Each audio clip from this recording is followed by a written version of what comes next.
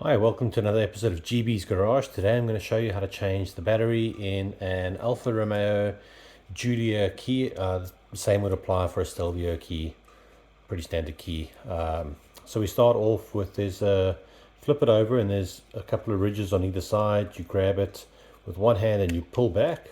You take the cover off. In here you remove the key and you position the key like that to rotate the cap.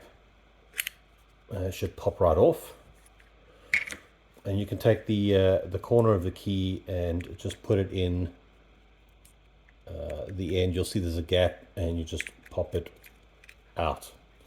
So we're going to take a new battery. The installation is the reverse, pretty straightforward.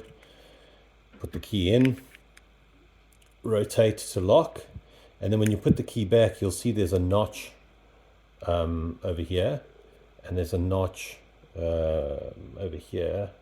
It's a bit difficult to see, but those two line up. Pop the key back in and just push the cover back on, and there it is, all done.